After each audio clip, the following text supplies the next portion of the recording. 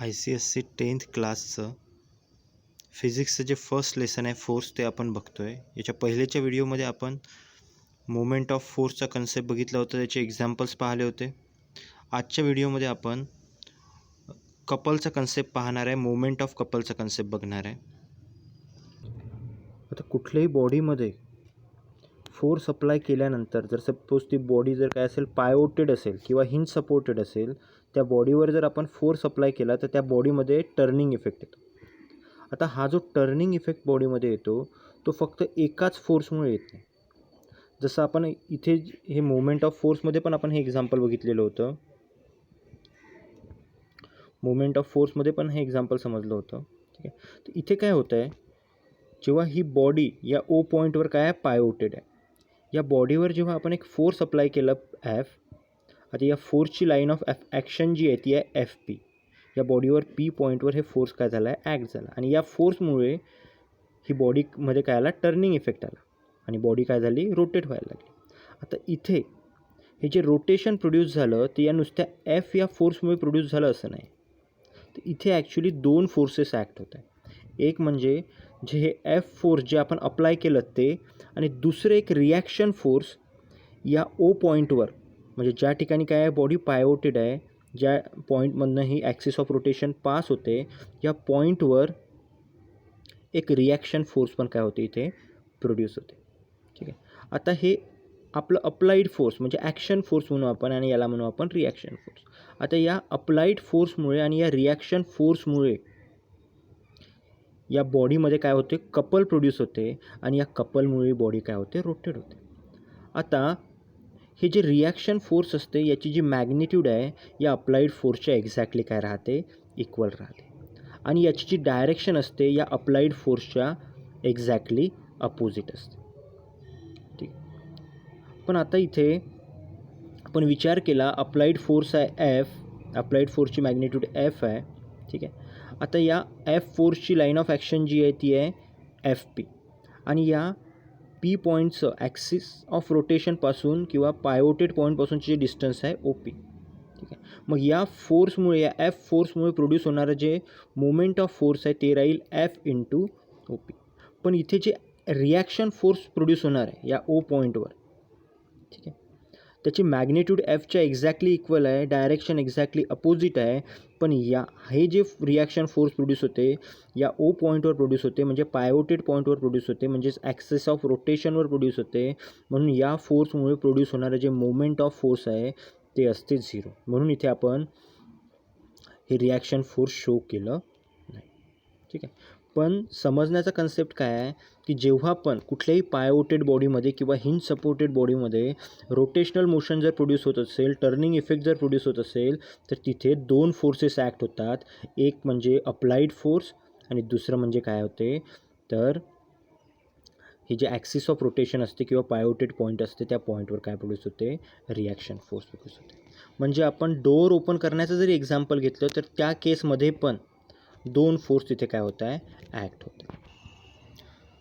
म्हणजे आपण opening of डोअरचं जर एक्झाम्पल घेतलं, ठीक आहे, तर ओपनिंग ऑफ डोअरमध्ये जे रोटेशन ऑफ डोअर होतं, म्हणजे जो डोअर जो काय होतो रोटेट होतो एक तर ओपन व्हायसाठी किंवा क्लोज व्हायसाठी, तर तो तिथे प्रोड्यूस होणाऱ्या दोन फोर्सेसमुळे. आणि हे दोन फोर्सेस कोणते आहे तर पहिलं फोर्स आहे the force which we exert at the handle of door. म्हणजे पहिलं फोर्स जे आपण अप्लाय करू हँडलवर, आणि दुसरा फोर्स कुठला आहे तर इक्वल आणि opposite force of reaction at the hinge. आणि दुसरं फोर्स आहे force of reaction produce at the hinge. ठीक आहे. तर याप्रमाणे काय होतं, जेव्हा आपण कुठली पायोटेड बॉडी किंवा हिंज सपोर्टेड बॉडीवर आपण फोर्स अप्लाय करतो तर at the same time reaction force त्या पायोटवर किंवा हिंज सपोर्टवर क्रिएट होतो आणि या दोन फोर्सेसमुळे अप्लाइड फोर्स आणि रिॲक्शन फोर्समुळे त्या बॉडीमध्ये टर्निंग इफेक्ट होतो. पण काही केसमध्ये आपल्याला एखाद्या बॉडीला टर्न करण्यासाठी खूप जास्त मोमेंट ऑफ फोर्स प्रोड्यूस करण्याची गरज पडते. तर अशा केसमध्ये काय करतो आपण तर पहिल्या आतापर्यंत जे पण एक्झाम्पल बघितले त्या सगळ्या एक्झाम्पलमध्ये आपण फक्त एकच अप्लाइड फोर्स काय एकच आहे. पण जेव्हा आपल्याला लार्ज अमाऊंट ऑफ टर्निंग इफेक्टची गरज असते किंवा मोमेंट ऑफ फोर्स जे प्रोड्यूस करायचा आहे तो जर लार्ज असेल तर त्या केसमध्ये आपण दोन फोर्सेस अप्लाय करतो. इथे दिलेलं आहे, in case if we require a large turning effect the two force equal in magnitude and opposite in direction are applied on a body explicitly such that both the force turn the body in the same direction. म्हणजे दोन्ही force जे आपल्याला apply करायचे ते असे apply करायचे आहे की त्या दोन्ही फोर्सेसमुळे बॉडी सेम डायरेक्शनने काय होणार आहे, टर्न होणार आहे. आता सिम्पल जर कपलची डेफिनेशन जर म्हटली तर कपलची डेफिनेशन आपण देऊ, the two equal and opposite parallel force not acting along the same line form a couple and couple is needed to produce a rotation. म्हणजेच दोन इक्वल आणि अपोजिट फोर्सेस एखाद्या बॉडीवर ॲक्ट होत असेल दोन डिफरंट पॉईंटवर आणि ते दोन्ही डिफरंट पॉईंट कसे असायला पाहिजे की ते सेम लाईन ऑफ ॲक्शनवर नसावेत. तर त्या केसमध्ये बॉडीमध्ये काय होईल, टर्निंग इफेक्ट होईल, म्हणजेच तिथे काय प्रोड्यूस होईल, कपल प्रोड्यूस होईल आणि त्या कपलमुळे ती बॉडी काय होईल, टर्न होईल, म्हणजेच रोटेट होईल. ठीक आहे. आता पायोटेड बॉडी असेल, हिंज सपोर्टेड बॉडी असेल तर एक फोर्स जरी आपण अप्लाय केलं, एक जरी फोर्स अप्लाय केलं तर रिॲक्शन फोर्स काय होतं, पॉईंट ऑफ रोटेशनवर म्हणजे पायोटवर किंवा हिंज सपोर्टवर क्रिएट होतो.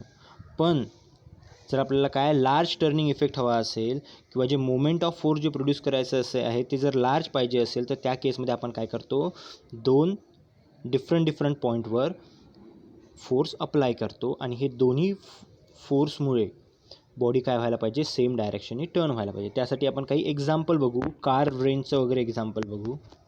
तर कार रेंजचा यूज करून जेव्हा आपण काय करतो, कारच्या व्हील्सचे नट्स ओपन करतो. तर कार रेंज बघितलं असेल आपण, या टाईपमध्ये कार रेंज असते. तर इथे या पॉईंटवर आपण काय करतो, त्या नटला होल्ड करतो आणि या पॉईंटवर आणि या पॉईंटवर बघा आपण एफ मॅग्निट्यूडचा फोर्स अप्लाय केलेला आहे आणि या दोन्ही फोर्सची मॅग्निट्यूड सेम आहे आणि डायरेक्शन काय एकमेकांच्या एक्झॅक्टली अपोजिट आहे. आणि पॉईंट ऑफ अप्लिकेशन जे आहे, दोन्ही फोर्सचं जे पॉईंट ऑफ अप्लिकेशन जे आहे ते दोन डिफरंट पॉईंटवर आहे आणि हे दोन्ही डिफरंट पॉईंट असे आहे की ते सेम लाईन ऑफ ॲक्शनवर नाही. त्यामुळे काय होईल, इथे कपल प्रोड्यूस होईल. ठीक आहे. आणि या कपलमुळे जो टर्निंग इफेक्ट राहील तो काय राहील, खूप जास्त राहील, म्हणजे मॅग्निफाईड टर्निंग इफेक्ट आपल्याला इथे मिळणार आहे. या टाईपमध्ये जर आणखी आपण एक्झाम्पल द्यायचं झालं तर आपण सगळ्यांनी काय केलेलं आहे, वॉटर टॅब आपण ओपन करतो, त्याही केसमध्ये आपण काय करतो, कपल अप्लाय करतो. ठीक आहे. इथे जर आपण ऑब्झर्व केलं, टर्निंग अ वॉटर टॅप, इथे बघा दोन फोर्सेस आपण अप्लाय केलं, दोन्ही फोर्सची मॅग्निट्यूड सेम आहे, डायरेक्शन अपोजिट आहे आणि point of application of forces जे आहे ते एका सेम लाईनवर लाय होत नाही. म्हणजे इथे काय प्रोड्यूस झालं, कपल प्रोड्यूस झालं आणि या कपलमुळे टर्निंग इफेक्ट आला. तसंच एखाद्या बॉटलचं जर कॅप आपल्याला टाईट करायची असेल किंवा लूज करायची असेल तर त्या केसमध्ये पण आपण काय करतो, कपल अप्लाय करतो. ठीक आहे. त्याही केसमध्ये कपल प्रोड्यूस होते. दोन इक्वल फोर्सेस अपोजिट डायरेक्शननी आणि दोन डिफरंट पॉईंटवर आणि दोन्ही डिफरंट पॉईंट कसे आहे तर सेम लाईन ऑफ ॲक्शनवर लाय होत नाही. तसंच लॉक ओपन करताना कीवर आपण काय करतो, डिफरंट डायरेक्शननी फोर्स अप्लाय करतो, इक्वल अँड अपोजिट फोर्स. ठीक आहे. तसंच टर्निंग ऑफ स्टिअरिंग व्हील, या केसमध्ये पण आपण फोर्स अप्लाय केलं. ठीक आहे. दोन्ही फोर्सची मॅग्निट्यूड सेम आहे आणि डायरेक्शन काय आहे, अपोजिट आहे आणि पॉईंट ऑफ अप्लिकेशन सेम लाईनवर लाय होत नाही. तर हे काय बघितले आपण, काही कपल्सचे एक्झाम्पल्स बघितले. आता आपण मोमेंट ऑफ कपलचा कन्सेप्ट बघू. तर त्यासाठी आपण काय घेतलं आहे, एक बार घेतलेला आहे ए बी आणि या ए बी बारवर आपण या ए पॉईंट आणि बी पॉईंटवर फोर्सेस अप्लाय करू. आता हे दोन्ही फोर्सची मॅग्निट्यूड काय आहे, सेम आहे आणि डायरेक्शन काय आहे, अपोजिट आहे. आता या दोन इक्वल आणि अपोजिट फोर्सेसमुळे इथे कपल प्रोड्यूस होणार आहे, कारण जे पॉईंट ऑफ अप्लिकेशन आहे ते डिफरंट आहे आणि सेम लाईन ऑफ ॲक्शनवर लाय होत नाही. या फोर्सची लाईन ऑफ ॲक्शन या डायरेक्शननी, या फोर्सची लाईन ऑफ ॲक्शन या डायरेक्शननी, मग सेम लाईन ऑफ ॲक्शन आहे का, नाही. ठीक आहे. लाईन ऑफ ॲक्शन पण काय आहे, डिफरंट आहे.